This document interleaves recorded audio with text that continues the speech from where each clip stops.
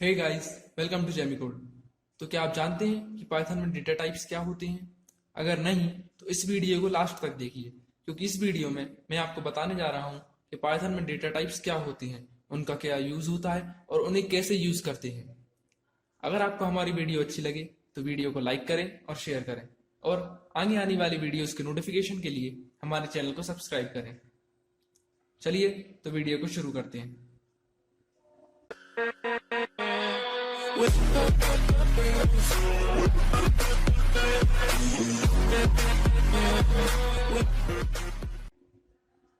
चलिए तो शुरू करते हैं डेटा टाइप्स से।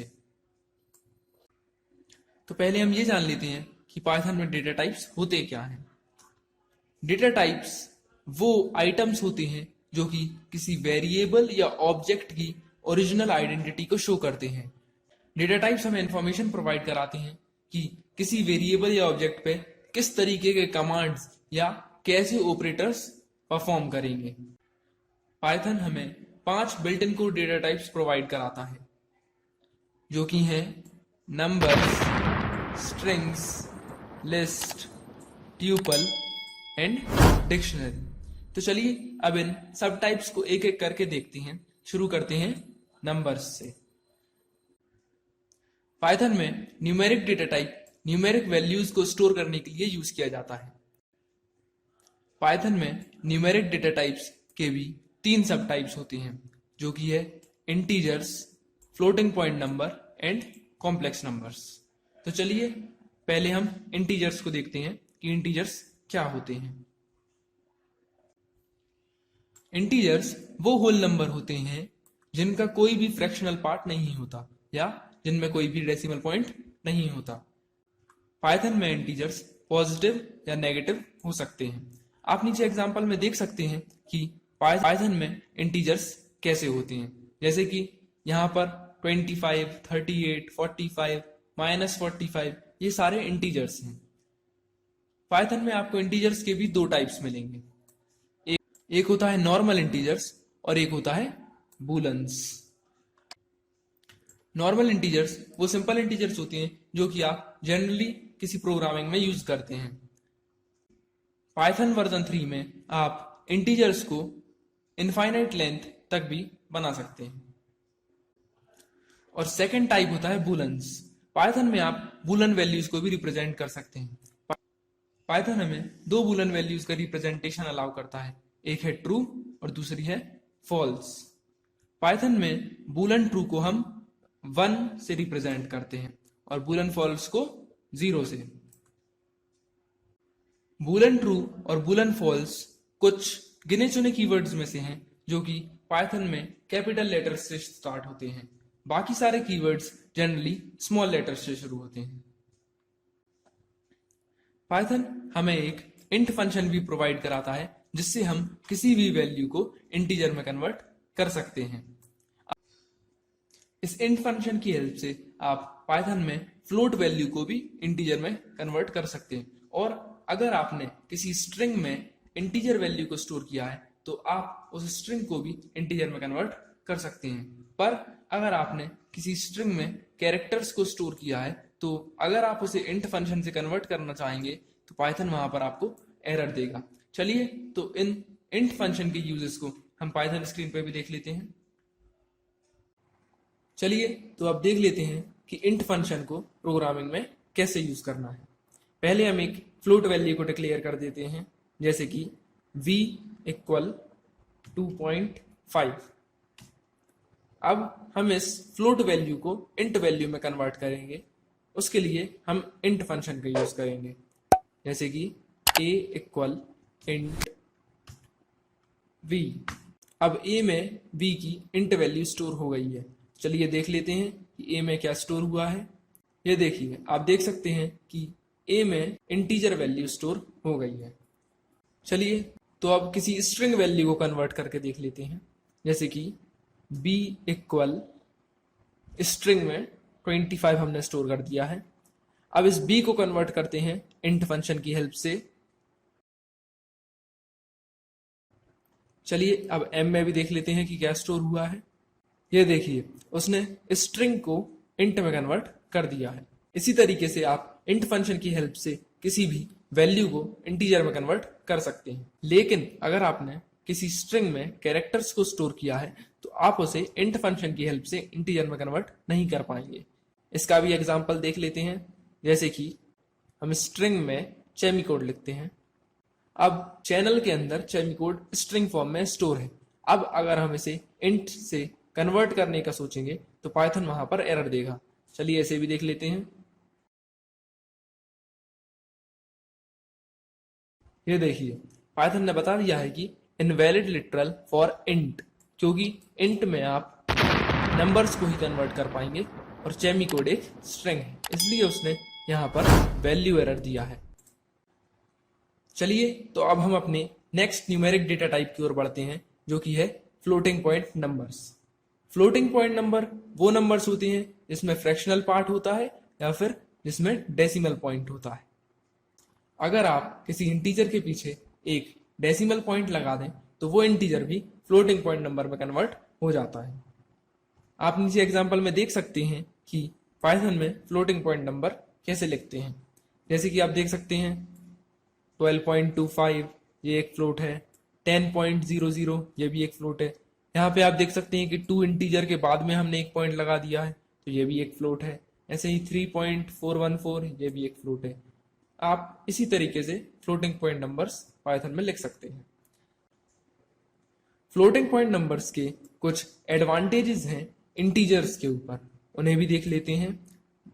जैसे कि फ्लोटिंग पॉइंट नंबर्स को हम इंटीजर्स के बिटवीन में वैल्यू दे सकते हैं। ये आप ऊपर देख सकते हैं कि 12 एक इंटीजर है और 13 एक इंटीजर है, पर 12.25 एक फ्लोट है। और दूसरा एडवांटेज ये है कि फ्लोटिंग पॉइंट नंबर्स को आप ग्रेटर रेंज तक लिख सकते हैं। पाइथन आपको फ्लोटिंग पॉइंट नंबर्स में 15 डिजिट तक की प्रिसीजन देता है, मतलब आप पॉइंट के बाद 15 डिजिट्स तक पाइथन में लिख सकते हैं और इसी को हम पाइथन में डबल प्रिसीजन कहते हैं। पाइथन में फ्लोटिंग पॉइंट नंबर्स का एक डिसएडवांटेज भी है। फ्लोटिंग पॉइंट नंबर्स की बड़ी रेंज होने के कारण फ्लोटिंग पॉइंट नंबर्स पे जो हम ऑपरेशन परफॉर्म करते हैं वो इंटीजर्स के कंपैरिजन में स्लो हो जाते हैं। चलिए तो अब हम अपने नेक्स्ट न्यूमेरिक डेटा टाइप की ओर बढ़ते हैं, जो कि है कॉम्प्लेक्स नंबर्स। पाइथन प्रोग्रामिंग में आप न्यूमेरिक डेटा टाइप को भी रिप्रेजेंट कर सकते हैं। अगर आपको पाइथन में कोई भी न्यूमेरिक कॉम्प्लेक्स नंबर बनाना है तो उसके लिए आपको उसे a प्लस बीजे के फॉर्म में लिखना पड़ेगा, जिसमें a जो है वो एक रियल वैल्यू होती है और b जो होता है वो एक इमेजिनरी वैल्यू होती है। इसमें जो j होता है वो मैथ्स में उसे हम आयोटा कहते हैं और या उसे आप अंडर रूट ऑफ -1 से भी रिप्रेजेंट करते हैं। पाइथन कॉम्प्लेक्स नंबर्स के पेयर्स को फ्लोटिंग पॉइंट नंबर्स में रिप्रेजेंट करता है। आप नीचे एग्जांपल में देख सकते हैं कि पाइथन में कॉम्प्लेक्स नंबर्स को कैसे लिखते हैं।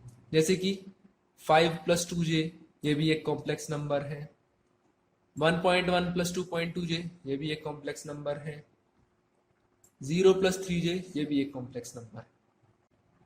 आप पाइथन में कॉम्प्लेक्स नंबर के दोनों कंपोनेंट यानी कि रियल और इमेजिनरी वैल्यू को भी सेपरेट कर सकते हैं। वो सेपरेट करने के लिए पाइथन आपको कुछ एट्रीब्यूट्स प्रोवाइड कराता है। आप सामने देख सकते हैं कि वो कौन से एट्रीब्यूट हैं जिससे आप पाइथन में कॉम्प्लेक्स नंबर्स के कंपोनेंट को सेपरेट कर सकते हैं। एग्जाम्पल के लिए पहले हम एक कॉम्प्लेक्स नंबर डिक्लेयर करते हैं, जैसे कि k = 3 + 2j, जिसमें जो 3 है वो उसकी रियल वैल्यू है और जो 2 है वो उसकी इमेजिनरी वैल्यू है। अब अगर आप उसके रियल पार्ट को एक्सट्रैक्ट करना चाहते हैं तो उसके लिए आपको k.real लिखना होगा। इससे आप उसकी रियल वैल्यू को ऑब्टेन कर सकते हैं और अगर आप उसके इमेजिनरी पार्ट को एक्सट्रैक्ट करना चाहते हैं तो उसके लिए आप k.imag का यूज कर सकते हैं। इससे आप उसकी इमेजिनरी वैल्यू को एक्सट्रैक्ट कर सकते हैं। पर याद रखिए, इमेजिनरी और रियल वैल्यू वो दोनों फ्लोटिंग पॉइंट नंबर्स में रिप्रेजेंट करेगा। और ये दोनों एट्रीब्यूट्स पाइथन में ओनली रीड ओनली एट्रीब्यूट्स हैं। इससे आप कॉम्प्लेक्स नंबर में कोई भी चेंज नहीं कर सकते, बस इनके रियल और इमेजिनरी पार्ट को सेपरेट कर सकते हैं। चलिए तो अब कॉम्प्लेक्स नंबर्स को कैसे डिजाइन करना है और उन्हें कैसे सेपरेट करना है हम पाइथन स्क्रीन पर देखते हैं। तो एट्रीब्यूट्स के यूज को शो करने के लिए पहले मैं एक कॉम्प्लेक्स नंबर डिजाइन कर लेता हूं, जैसे कि a इक्वल 3 + 9j। ये एक कॉम्प्लेक्स नंबर है। अब हम इसके रियल पार्ट को एक्सट्रैक्ट करते हैं। उसके लिए हमें a डॉट रियल लिखना होगा। ये देखिए a डॉट रियल के बाद अगर हम एंटर प्रेस करेंगे तो उसने a कॉम्प्लेक्स नंबर का रियल पार्ट दे दिया है, जो कि है 3। जैसे कि मैंने आपको बताया था कि ये एट्रीब्यूट्स उनके रियल और इमेजिनरी पार्ट को फ्लोटिंग पॉइंट नंबर में रिप्रेजेंट करते हैं। जैसे कि आप यहाँ देख सकते हैं उसने 3 को 3.0 का फॉर्म में रिप्रेजेंट किया है। इसी तरीके से हम उसके इमेजिनरी पार्ट को भी एक्सट्रैक्ट करके देख लेते हैं, जैसे कि a.imag। ये देखिए उसने इमेजिनरी पार्ट को भी फ्लोटिंग पॉइंट नंबर में शो कर दिया है। इसी तरीके से आप भी कॉम्प्लेक्स नंबर को पाइथन प्रोग्रामिंग में यूज कर सकते हैं। चलिए तो अब हम अपने नेक्स्ट डेटा टाइप की ओर बढ़ते हैं, जो कि है स्ट्रिंग्स। तो पहले हम ये जान लेते हैं कि पाइथन में स्ट्रिंग्स होती क्या है। अगर आप किसी भी सीक्वेंस ऑफ कैरेक्टर को कोट्स के बीच में लिखेंगे तो उसे हम पाइथन में स्ट्रिंग कहते हैं। आप पाइथन में स्ट्रिंग्स में किसी भी तरीके के आइटम्स को स्टोर कर सकते हैं। जैसे कि आप स्ट्रिंग में लेटर्स लिख सकते हैं, नंबर्स लिख सकते हैं, सिंबल्स भी लिख सकते हैं और बहुत से कैरेक्टर्स को आप स्ट्रिंग में यूज कर सकते हैं। पाइथन में आप स्ट्रिंग्स के कैरेक्टर को इंडिविजुअली एक्सेस कर सकते हैं या फिर आप स्ट्रिंग्स के कैरेक्टर पे इंडिविजुअली वर्क कर सकते हैं। आपको इंडिविजुअल कैरेक्टर को एक्सेस करने के लिए पाइथन में स्ट्रिंग्स के इंडेक्सेस का यूज करना होगा। और पाइथन में आप इंडेक्सिंग 2 तरीकों से कर सकते हैं। फर्स्ट होती है फॉरवर्ड इंडेक्सिंग और सेकंड होती है बैकवर्ड इंडेक्सिंग। पाइथन में फॉरवर्ड इंडेक्सिंग 0 से स्टार्ट होती है और बैकवर्ड इंडेक्सिंग -1 से स्टार्ट होती है। चलिए तो एग्जाम्पल की हेल्प से समझते हैं कि पाइथन में इंडेक्सिंग कैसे होती है और आप कैरेक्टर्स को एक्सेस कैसे कर सकते हैं। आपके सामने हमने एक स्ट्रिंग डिक्लेयर की है, जो कि है सेमीकोलन। अब आप देख सकते हैं कि फॉरवर्ड इंडेक्सिंग में स्टार्टिंग 0 से शुरू होती है और लास्ट कैरेक्टर तक जाती है, और बैकवर्ड इंडेक्सिंग में स्टार्टिंग -1 से शुरू होती है, क्योंकि बैकवर्ड इंडेक्सिंग लास्ट से शुरू होती है और खत्म होती है स्टार्टिंग कैरेक्टर पे। इसी तरीके से आप पाइथन में दोनों वेज में इंडेक्सिंग कर सकते हैं। चलिए तो अब इस इंडेक्सिंग की हेल्प से हम पाइथन में किसी स्ट्रिंग्स के कैरेक्टर को कैसे एक्सेस करना है वो भी देख लेते हैं। इंडेक्सिंग को शो करने के लिए मैंने एक स्ट्रिंग डिक्लेयर की है, जिसमें हमने चैनल में सेमीकोड को स्टोर किया है। आपने सेमीकोड की इंडेक्सिंग फॉरवर्ड और बैकवर्ड में तो पहले देख ही ली है। चलिए अब देखते हैं कि सेमीकोड के कैरेक्टर्स को हम इंडेक्सिंग की हेल्प से कैसे एक्सेस करते हैं। इंडेक्सिंग की हेल्प से कैरेक्टर्स को एक्सेस करने के लिए पहले आपको वेरिएबल का नेम लिखना होगा और फिर उसके बाद आपको स्क्वायर ब्रैकेट्स की हेल्प से उस कैरेक्टर का इंडेक्स लिखना होगा। जैसे कि हम देख सकते हैं कि फॉरवर्ड इंडेक्सिंग में सेमीकोड में 0 था सी का इंडेक्स। तो उसी तरीके से अगर हम यहाँ पर चैनल लिखते हैं और फिर उसके बाद स्क्वायर ब्रैकेट्स में 0 लिखते हैं तो उससे हमें सी ऑब्टेन होता है। इसी तरीके से अगर आप बैकवर्ड इंडेक्सिंग में पहले चैनल लिखते हैं और फिर स्क्वायर ब्रैकेट्स में -1 लिखते हैं तो उससे हमें ई ऑब्टेन होता है, क्योंकि फॉरवर्ड इंडेक्सिंग सी से स्टार्ट होती है और बैकवर्ड इंडेक्सिंग ई से स्टार्ट होती है। इसी तरीके से आप बाकी के कैरेक्टर्स को भी एक्सेस कर सकते हैं। पाइथन प्रोग्रामिंग में डिटेल में स्ट्रिंग की स्टडी करने के लिए पाइथन हमें एक लेंथ फंक्शन भी प्रोवाइड कराता है, जिससे आप आसानी से स्ट्रिंग की लेंथ को फाइंड कर सकते हैं। और कभी कभी पाइथन में हम इंडेक्स को सबस्क्रिप्ट भी कहते हैं। चलिए तो अब हम पाइथन स्क्रीन पर देखते हैं कि इंडेक्सिंग की हेल्प से हम स्ट्रिंग्स के कैरेक्टर को कैसे एक्सेस करेंगे। तो इंडेक्शन को शो करने के लिए पहले मैं एक स्ट्रिंग डिक्लेयर कर देता हूं, जैसे कि x equal to Python programming. अब x में एक स्ट्रिंग स्टोर हो गई है। अब अगर हम इसमें पाइथन के p कैरेक्टर को एक्सेस करना चाहते हैं तो फॉरवर्ड इंडेक्सिंग की हेल्प से p का इंडेक्स होता है 0। तो अब हम 0 को यूज करते हुए p को एक्सेस करते हैं। उसके लिए आपको पहले वेरिएबल का नेम लिखना होगा और उसके बाद स्क्वायर ब्रैकेट्स में उसका इंडेक्स लिखना होगा। फिर आप देखिए कि 0 इंडेक्स पे p स्टोर है। इसी तरीके से अगर हम देखते हैं कि 5th इंडेक्स पे क्या स्टोर है तो उसके लिए आपको पहले वेरिएबल का नेम लिखना होगा और फिर स्क्वायर ब्रैकेट में 5 लिखना होगा। इससे आप देख सकते हैं कि 5th इंडेक्स पे n स्टोर है। अगर इसी तरीके से आप बैकवर्ड इंडेक्सिंग का भी यूज कर सकते हैं, जैसे कि अगर आपको प्रोग्रामिंग का सेकंड वाला जी ऑब्टेन करना है तो उसके लिए हम बैकवर्ड इंडेक्सिंग में -1 लिख देते हैं, जैसे कि x स्क्वायर ब्रैकेट्स में आपको -1 लिखना होगा और आप देख सकते हैं कि जी ऑब्टेन हो गया है। चलिए तो अब पाइथन के लेन फंक्शन का यूज भी कर लेते हैं। पाइथन में अगर आपको लेन फंक्शन का यूज करना है तो उसके लिए आपको len लिखना होगा और फिर पैरेंथेसिस में स्ट्रिंग लिख सकते हैं या फिर स्ट्रिंग जिस वेरिएबल में डिक्लेयर है उसे भी लिख सकते हैं। जैसे कि मैं यहाँ पर पाइथन प्रोग्रामिंग के वेरिएबल x को लिख रहा हूँ और फिर पैरेंथेसिस को क्लोज करके आप एंटर प्रेस कर दें। देखिए तो लेंथ फंक्शन बता रहा है कि x वेरिएबल में जो स्ट्रिंग स्टोर है उसकी लेंथ 18 है, यानी कि उसमें 18 कैरेक्टर स्टोर हैं। आप ध्यान से सुन लीजिए कि लेन आपको स्पेसिस को भी कैरेक्टर काउंट करके शो करता है। जैसे कि यहाँ पर पाइथन में 6 कैरेक्टर हैं और प्रोग्रामिंग में 11 कैरेक्टर्स हैं। 11 प्लस 6 ये हुए आपके 17 और 18th कैरेक्टर हुआ ये स्पेस, यानी कि लेन स्पेस को भी एक कैरेक्टर की तरह काउंट करके आपको स्ट्रिंग की लेंथ बताता है।